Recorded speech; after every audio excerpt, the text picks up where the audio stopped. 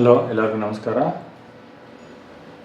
ನಾವಿರೋದು arithmetic progression second exercise first ಕ್ವಶನಲ್ಲಿ fourth problem ಮಾಡಿದ್ದೀವಿ. ಇಲ್ಲಿ ಎ ಫಸ್ಟ್ ಟರ್ಮ್ ಕೊಟ್ಟಿದ್ದಾರೆ -18.9, common difference d 2.5, number of terms n ಗೊತ್ತಿಲ್ಲ ಕ್ವಶನ್ ಮಾರ್ಕ್, nth ಟರ್ಮ್ ಅಂದರೆ ಲಾಸ್ಟ್ ಟರ್ಮ್ n ಗೊತ್ತಿಲ್ಲ, nth ಟರ್ಮ್ ಅಂದರೆ n ಯಾವ ನಂಬರ್ ಬರುತ್ತೋ ಅದು, ಆ ಟರ್ಮ್ ಎಷ್ಟು ಅದ್ರ ವ್ಯಾಲ್ಯೂ 3.6. ನಾವು n ಕಂಡುಹಿಡಿಯಬೇಕು. ಮಾಮೂಲಿ formula an = a + n - 1 d, ಅದ್ರ ವ್ಯಾಲ್ಯೂಸ್ ಹಾಕೊಂಡಿದ್ದೀನಿ. 3.6 = -18.9 ಪ್ಲಸ್ n ಗೊತ್ತಿಲ್ಲ n - 1 into 2.5. Next 3.6 = -18.9 n - 1 into 2.5 ಮಾಡಬೇಕು.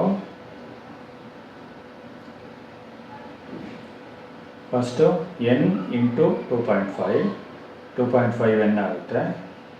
ಆಮೇಲೆ -1 into 2.5, minus into plus minus 1 into 2.5 ಆಗುತ್ತೆ. ನೆಕ್ಸ್ಟ್ ಸ್ಟೆಪ್ ನಾವೀಗ ಕಂಡುಹಿಡಿಯಬೇಕಾಗಿರೋದು 2.5n. ಅದನ್ನು LHS ತೊಗೊಳ್ಳೋಣ. ಅದನ್ನು LHS ತೊಗೊಂಡ್ರೆ -2.5n ಆಗುತ್ತೆ. = -18.9 ಹಂಗೆ ಬರ್ಕೊಂಡಿದ್ದೀವಿ, -2.5 ಹಂಗೆ ಬರ್ಕೊಂಡಿದ್ದೀವಿ. 3.6 ಮಾತ್ರ LHS ಇಂದ RHS ಬಂದಿದೆ, ಅದನ್ನು -3.6 ಅಂತ ಬರ್ಕೊಂಡಿದ್ದೀವಿ. Next -2.5n = -25, -18.9 -2.5 -3.6. ಇದನ್ನೇನು ಮಾಡಬೇಕು, ಎಲ್ಲ ಆ್ಯಡ್ ಮಾಡಬೇಕು, ಮೈನಸ್ ಸೈನ್ ಹಾಕಬೇಕು. ಯಾಕಂದರೆ ಎಲ್ಲನೂ ಮೈನಸ್ ಇದೆ, ಎಲ್ಲದನ್ನು ಆ್ಯಡ್ ಮಾಡಿದ್ರೆ 25 ಬರುತ್ತೆ, ಮೈನಸ್ ಸೈನೇ ಹಾಕಬೇಕು. ಈಗ LHS RHS ಎರಡರಲ್ಲೂ ಮೈನಸ್ ಸೈನ್ ಇದೆ, ಎರಡು ಮೈನಸ್ ಸೈನ್ ಕ್ಯಾನ್ಸಲ್ ಆಗುತ್ತೆ.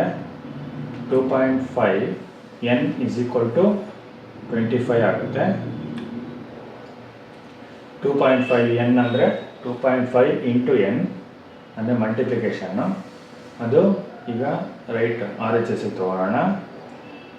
n = 25, 2.5ನ RHS ತೊಗೊಂಡ್ರೆ ಡಿವೈಡೆಡ್ ಬೈ 2.5 ಆಗುತ್ತೆ. n = 25 divided by 2.5. ಈಗ 2.5 1s ಮಾಡೋಕ್ಕೆ ಕಷ್ಟ ಆಗುತ್ತೆ, ಅದಕ್ಕೆ ಪಾಯಿಂಟ್ ಹೋಗಿಸ್ಬೇಕಾದ್ರೆ ಏನು ಮಾಡಬೇಕು, ಪಾಯಿಂಟ್ ಆದಮೇಲೆ 1 ಡಿಜಿಟ್ ಇದೆ, ಇಂಟು 10 ಹಾಕ್ಕೊಂಡ್ರೆ 10ಇಂದ ಮಲ್ಟಿಪ್ಲೈ ಮಾಡಿದ್ರೆ ಪಾಯಿಂಟ್ ಹೋಗುತ್ತೆ. ಈಗ ನ್ಯೂಮರೇಟರ್ ಡಿನಾಮಿನೇಟರ್ ಎರಡನ್ನೂ 10ಇಂದ ಮಲ್ಟಿಪ್ಲೈ ಮಾಡೋಣ. ಆನ್ಸರ್ ಎಷ್ಟು ಬರುತ್ತೆ? 25 × 10 250, 250. 2.5 × 10 25, 25 ಬಂತು. ಈಗ ಆನ್ಸರ್ ಸುಲಭ ಬರೀಬೋದು. 250 / 25, 250 / 25. ಆನ್ಸರ್ 10. n = 10. Thank you.